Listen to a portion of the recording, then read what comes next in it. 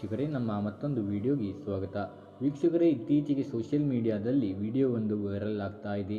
Viral ವಿಡಿಯೋದಲ್ಲಿ ರೈತರೊಬ್ಬರು ತಮ್ಮ ಜಮೀನಿನಲ್ಲಿ ಬೋರ್ವೆಲ್ ಕೊರೆಯಿಸುವಾಗ ಒಮ್ಮಿಂದೊಮ್ಮೆಲೆ ಭೂಮಿಯ ಆಳದಿಂದ ನೀರು ಉಕ್ಕಿ ಬಂದು ಬೋರ್ವೆಲ್ ಕೊರೆಯುವ ಯಂತ್ರವನ್ನೇ ನುಂಗಿಬಿಟ್ಟಿದೆ. ವೀಕ್ಷಕರೇ, ಈ ವೈರಲ್ ವಿಡಿಯೋ ಎನ್ನುವುದು ಸೋಷಿಯಲ್ ಮೀಡಿಯಾ ಮಾತ್ರವಲ್ಲ, ಮಾಧ್ಯಮಗಳಲ್ಲೂ ಸಹ ವಿಪರೀತ ಚರ್ಚೆಗೆ ಕಾರಣವಾಗಿ ಬಿಟ್ಟಿದೆ.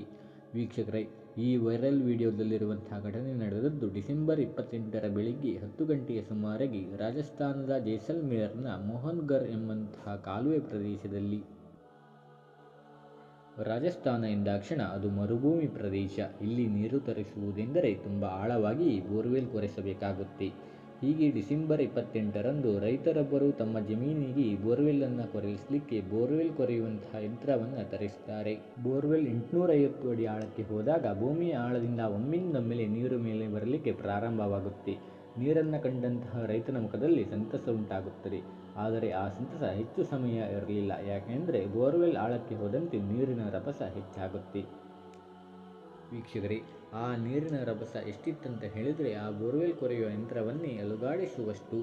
ಅರ್ಧ ಗಂಟೆಯ ನಂತರ ಆ ಪ್ರದೇಶ ಹೊಳೆಯ ರೀತಿಯಲ್ಲಿ ಮಾರ್ಪಾಡಾಗಿ ಬಿಡುತ್ತೆ ಮತ್ತು ಬೋರ್ವೆಲ್ ಕೊರೆಯುವ ಯಂತ್ರ ಭೂಮಿಯೊಳಗೆ ಹೊದಲಿಕ್ಕೆ ಪ್ರಾರಂಭವಾಗಿ ಬಿಡುತ್ತೆ. ಭೂಮಿಯೊಳಗಿಂದ ನೀರು ಬರುವಾಗ ಒಂದು ರೀತಿಯ ಅನಿಲ ಕೂಡ ಹೊರಗೆ ಬರಲಿಕ್ಕೆ ಪ್ರಾರಂಭವಾಗುತ್ತೆ.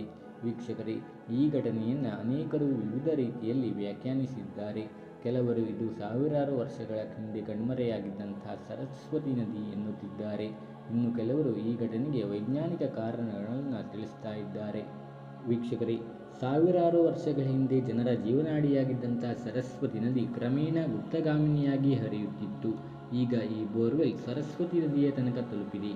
ಆದ್ದರಿಂದ ಬೋರ್ವೆಲ್ನಿಂದ ನೀರು ಒಮ್ಮಿಂದೊಮ್ಮೆಲೆ ಚಿಮ್ಮಿದೆ ಎಂದು ಅನೇಕರು ಹೇಳುತ್ತಿದ್ದಾರೆ.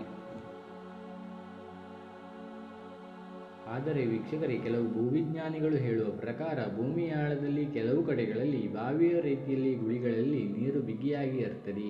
ಈಗ ಬೋರ್ವೆಲ್ಲನ್ನು ಕೊರೆಯುತ್ತಾ ಅಲ್ಲಿಯ ತನಕ ಹೋದ ಕಾರಣ ಬಿಗಿಯಾಗಿದ್ದಂತಹ ನೀರಿನ ಗುಳಿಯಿಂದ ಅನಿಲದ ಜೊತೆಗೆ ನೀರು ಹೊರಚಿಮ್ಮಿದೆ ಎಂದು ಕೆಲವು ಭೂವಿಜ್ಞಾನಿಗಳು ಹೇಳುತ್ತಿದ್ದಾರೆ. ವೀಕ್ಷಕರೇ, ಘಟನೆ ನಡೆದ 4 ದಿನಗಳ ನಂತರ ನೀರು ಚಿಮ್ಮುವುದು ನಿಂತಿದೆ. ಇದು ಸರಸ್ವತಿ ನದಿಯೇ ಆಗಿದ್ದರೆ ನಿರಂತರವಾಗಿ ನೀರು ಚಿಮ್ಮುತ್ತಲೇ ಇರಬೇಕಿತ್ತು. ಆದರೆ ಈಗ ಇದು ನಿಂತಿದೆ. ಆದ್ದರಿಂದ ವಿಜ್ಞಾನಿಗಳ ಮಾತು ಸರಿ ಎಂದು ಕೆಲವರು ವಾದವನ್ನು ಮಂಡಿಸ್ತಾ ಇದ್ದಾರೆ. ಒಟ್ಟಿನಲ್ಲಿ ಈ ಘಟನೆಯ ಬಗ್ಗೆ ನಿಮ್ಮ ಅಭಿಪ್ರಾಯವೇನೆನ್ನುವುದನ್ನು ಕಾಮೆಂಟ್ ಬಾಕ್ಸ್ನಲ್ಲಿ ತಿಳಿಸಿ ಎಂದು ಕೇಳಿಕೊಳ್ಳುತ್ತಾ, ಇಲ್ಲಿಯವರೆಗೆ ನಮ್ಮ ವಿಡಿಯೋವನ್ನು ನೋಡಿದ್ದಕ್ಕಾಗಿ ಧನ್ಯವಾದಗಳು. ಮುಂದಿನ ವಿಡಿಯೋದಲ್ಲಿ ಮತ್ತೆ ಸಿಗ್ತೀನಿ. Thank you for watching.